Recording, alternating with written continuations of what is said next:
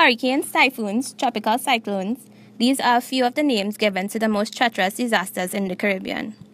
As the climate continues to change at an abnormal rate, hurricanes are becoming more prevalent and more intense. Thousands of lives are affected, and we as students of UWI would like to share our investigation on just how prepared some of these rural communities are for such a disastrous effect. First things first, let's cover the basics. What is a hurricane?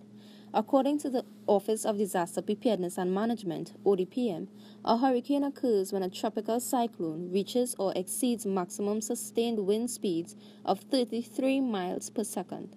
Hurricanes are further classified using the Saffir-Simpson Hurricane Wind Scale, giving a rating or category between 1 to 5 that tells hurricane intensity at an indicated time.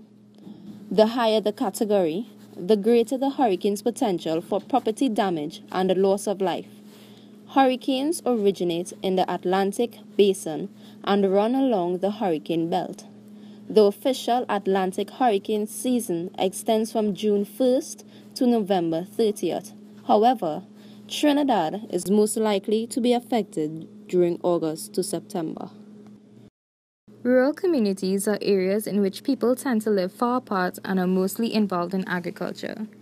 They are more vulnerable to hurricanes as opposed to in urban and suburban areas due to improper infrastructure and challenges in accessibility to public services and utilities.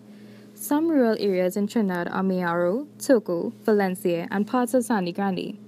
Our investigation led us into Sangre Chiquito in Sangre Grande, where we assessed the community's level of preparedness for a hurricane.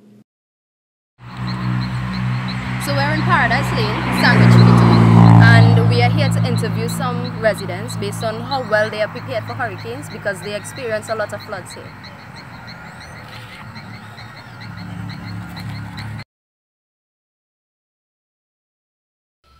Every time rainfall? Every time rainfall, yes. flood. Okay.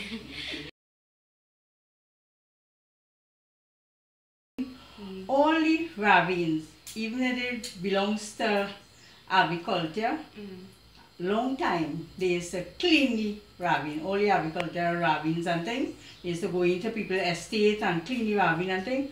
And then now they don't do that.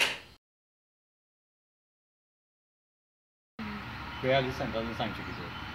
To have any? Right.